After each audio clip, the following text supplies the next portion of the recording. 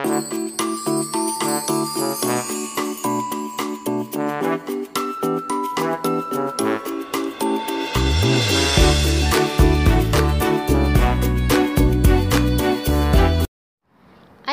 harka fuunee jaalatamtoonni fi kabajamtoonni hordoftoonni seenaatuuf nageenyi koo kan jaalalaa kabajaa iddoo isin jirtan hundatti isin haa qaqqabu.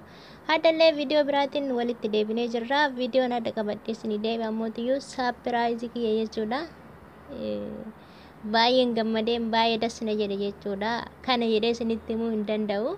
Innis maalidha? Warran bira jiru gara Ameerikaa deemuuf jechuudha.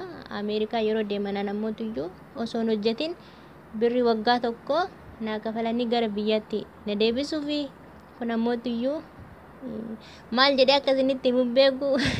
Isinillee maal jettanii akka fudhattan hin beeku. Namni akkanatti badhaasa akkanaa kana badhaasamu ni jira jettanii yaaduu dhiisuu dandeessanii. An kun ammoo maal jedhee akka isinitti himu hin beeku dhugaa. Birri waggaa tokko doolaara waggaa tokko osoo hin hojjetin sassaabanii naa kennanii kinoo shaantaa qopheeffadhee waa hunda qopheeffadhee yoo rabbi jedhetti boru an deemu kiyya Itoophiyaatti wal argina jechuudha. Achi viidiyoo isinii hojjedha yoo rabbi jedhetti. Kanaaf Addis Ababa keessallee akkamitti akka tareetiin hin biyyatti yaggahe isinittan hima. Kun ammoo maal jedhaa akka isinitti hin beeku. Isinillee maal jettanii akka fudhattan hin beeku dhugaa. Namni akkanaa madaamin akkanaa dhuguma warra akkanaa kun Beeruutii kana keessa hin jira jettanii yaaddanii garuu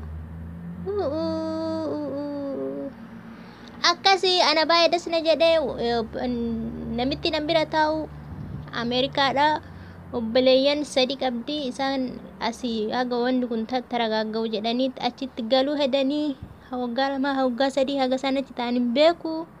Anammoo gara mana biraallee deemtee hojjetta naan jennaan ani hin barbaadu gara biyyaatiin gala jennaan birri waggaa tokko osoo hin hojjetiin fuudhanii naa kennan jechuudha.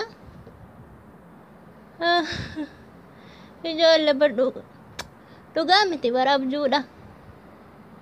Shaanta akkasitti jakiyya dura daraddaramaa bulesan birri waggaa tokko akkasitti fuudhanii naa kennan osoo hin hojjetin. Yoon hirriba akka hundaa'u biraan nabe. Maal osoo abjuun dhugaa taate maal qabame?